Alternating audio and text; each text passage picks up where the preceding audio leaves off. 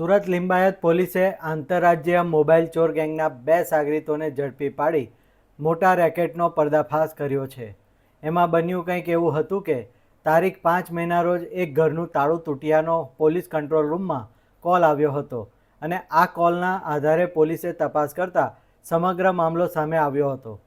પોલીસની ટીમે ઘટના સ્થળ પર દોડી જઈને તપાસ કરતા મકાનમાંથી 47 મોબાઈલ ફોન બિનવારસી મળી આવતા પોલીસ ચોંકી ઉઠી હતી અને પોલીસે સમગ્ર મામલે તપાસ કરતા 2 શકમંદોની અટકાયત કરી હતી, જેમાં મોબાઈલ ચોરીના મોટા રેકેટનો પર્દાફાશ થયો હતો અને બંને આરોપીઓ પાસેથી પોલીસે 64 મોબાઈલ કબજે કર્યા હતા। પોલીસે કુલ 30,54,000ની કિંમતના 110 ચોરીના મોબાઈલ ફોન રિકવર કરી કાયદેસરની કાર્યવાહી હાથ ધરી છે।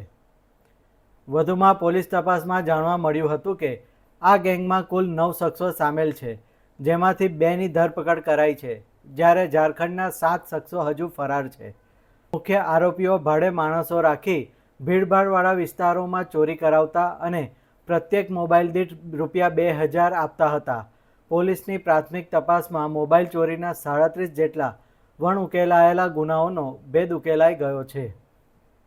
એ લોકો મોટાભાગની જે જગ્યાઓ પસંદ કરતા જેમાં રેલવે સ્ટેશન, બસ સ્ટેન્ડ, પછી શાકભાજીની જગ્યાઓ અથવા તો કોઈ એવી જગ્યાઓ જે વધારે પડતી ભીડભાડવાળી જગ્યાઓ હોય એ જગ્યાઓમાં ટાર્ગેટ કરવામાં આવતા હતા। ત્યાં સહેલાઈથી એ લોકો મોબાઈલ ચોરી કરી શકે અને પછી પોતે મોબાઈલ ચોરી કર્યા પછી ત્યાંથી બીજો એમનો માણસ આજુબાજુમાં હોય એ માણસને મોબાઈલ આપી દેવામાં આવે। એ વ્યક્તિ પછી જે સ્ટોરેજ કરવાની જગ્યા છે ત્યાં સ્ટોર કરી આપે અને પછી ફરીથી એ જ માણસોની આજુબાજુ ઇર્દ ગિર્દ રહે તાકી ચોરી થયેલો મુદ્દામાલ જે છે તાત્કાલિક સેફલી બીજી જગ્યાએ પહોંચાડી શકાય। અમને મેં જે રીતે કીધું આપને કે આ લોકોને વિરુદ્ધમાં ઉદયપુર, રાજસ્થાન, અમદાવાદ, વડોદરા, મુંબઈ, ધનબાદ, પશ્ચિમ બંગાળ, ઉત્તર પ્રદેશ બધી જગ્યાઓમાં અલગ અલગ ગુનાઓ દાખલ થયેલા છે।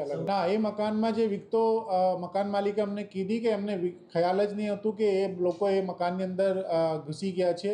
પોતાનું જે લોક મારેલો હતું એ લોક એમને તોડી અને પોતે અંદર જતા રહ્યા હતા। એ તે વખત જ્યારે પોતાનું મકાનનું ઇન્સ્પેક્શન કરવા ગયો તો એમને આ જોઈને આશ્ચર્ય પામ્યું કે આ મકાન તો મેં ભાડે આપેલું નથી, એમાં લાઇટ ને પંખા કઈ રીતે ચાલે છે।